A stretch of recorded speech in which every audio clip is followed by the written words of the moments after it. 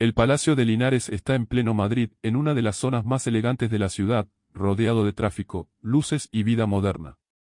Por fuera parece un edificio noble, un palacio clásico, hermoso, casi perfecto. Pero su fama no viene de su arquitectura. Su fama viene de lo que la gente susurra cuando lo mira demasiado tiempo. Dicen que este lugar no es solo historia. Dicen que es un símbolo de algo maldito. Un palacio construido con dinero, orgullo y poder y con un secreto que nunca debió existir. En el siglo XIX, Madrid era una ciudad donde la riqueza no solo compraba comodidad, compraba estatus. Los nobles necesitaban palacios para demostrar que estaban por encima del resto. Y el Palacio de Linares nació así, como una declaración, como una corona de piedra en medio de la capital. Pero incluso los palacios más bonitos tienen grietas. Y algunas grietas no están en las paredes. Están en la familia. La leyenda más oscura del Palacio de Linares habla de una historia prohibida, una relación imposible, y una tragedia escondida detrás de puertas cerradas. Una historia tan incómoda que, según el mito, el palacio quedó marcado para siempre. Con los años, empezaron los rumores, pasos por la noche, voces en habitaciones vacías, susurros donde no había nadie. Se habló de una presencia, de una niña, de un nombre que algunos no se atrevían a pronunciar. Y en una ciudad como Madrid, donde todo se mueve rápido, que un edificio conserve un misterio durante décadas significa una sola cosa: el miedo se quedó atrapado dentro. Lo inquietante del Palacio de Linares no es que esté abandonado, porque no lo está. Lo inquietante es que está vivo, abierto, moderno por fuera, pero con una sombra que nunca se fue. Porque cuando una casa guarda un secreto demasiado oscuro, no importa cuántas veces la limpies, no importa cuántas veces cambies los muebles, el silencio siempre vuelve al mismo lugar. Y desde el momento en que esta leyenda nació, el Palacio de Linares dejó de ser solo un palacio.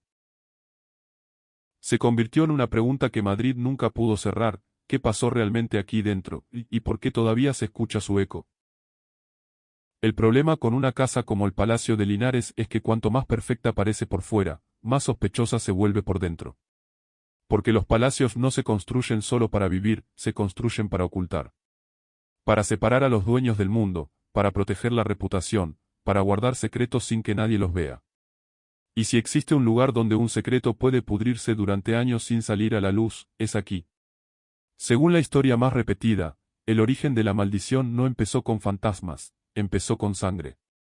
Un romance prohibido dentro de una familia poderosa, una relación que jamás debió existir, una verdad descubierta demasiado tarde.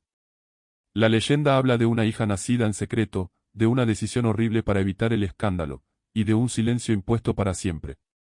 No importa cuántas versiones existan, todas tienen el mismo núcleo oscuro: alguien intentó enterrar un pecado, y el palacio se convirtió en su tumba. Con el tiempo, los rumores crecieron como una infección. Sirvientes que evitaban ciertas habitaciones. Puertas que se cerraban solas. Pasos que se escuchaban en pasillos donde no había nadie. Y lo más inquietante, voces.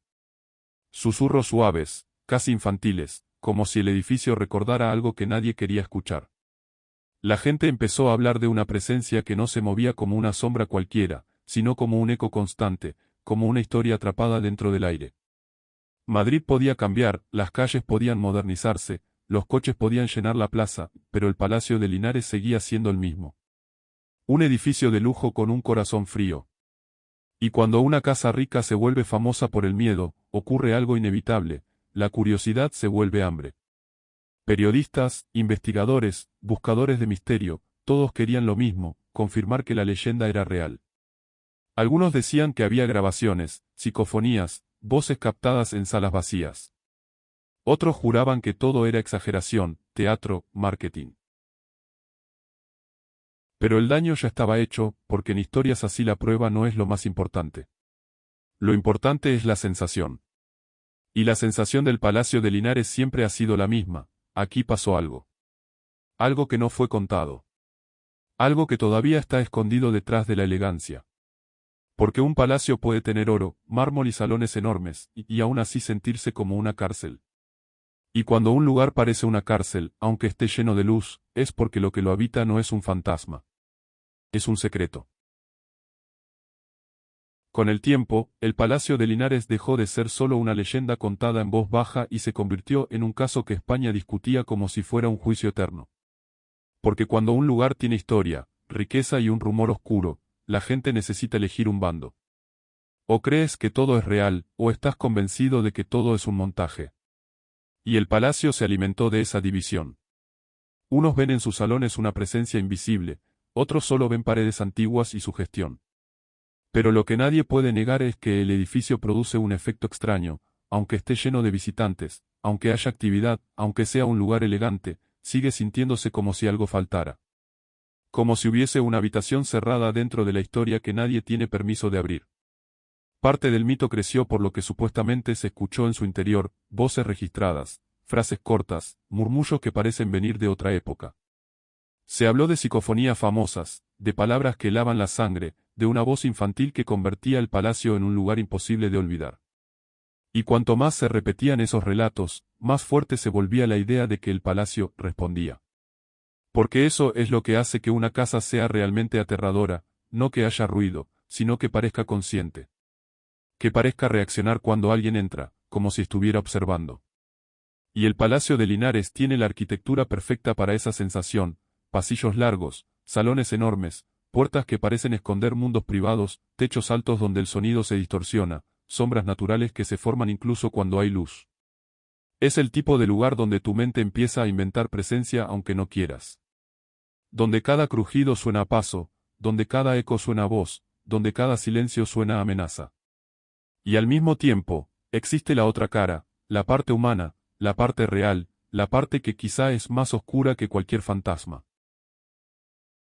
Porque incluso si el caso paranormal se discute, el verdadero peso del Palacio de Linares está en lo que representa, la élite, la reputación, la obsesión por ocultar la vergüenza. En esa época, un escándalo podía destruir una dinastía. Y si el mito nació de un secreto familiar, entonces el palacio no estaría embrujado por un espíritu, sino por una culpa. Una culpa tan antigua que se volvió parte del aire. Por eso esta historia sigue viva, porque no importa si crees en lo sobrenatural. Todos entienden el poder de un secreto enterrado. Y el Palacio de Linares, desde hace más de un siglo, parece un edificio construido exactamente para eso, para enterrar algo, y que nunca vuelva a salir. Cuanto más tiempo pasa, más claro se vuelve que el Palacio de Linares no necesita pruebas definitivas para seguir siendo famoso. Porque este tipo de historias no sobreviven por evidencia, sobreviven por atmósfera. Y la atmósfera aquí es perfecta, lujo por fuera, incomodidad por dentro. Como si el edificio estuviera vestido para impresionar, pero respirara algo diferente cuando nadie lo mira. Lo más inquietante es que este lugar no está destruido, no está en ruinas, no está vacío. Está cuidado, está en una zona viva, está abierto como espacio cultural. Y aún así, la gente entra con la misma sensación que se tiene al entrar a un sitio prohibido.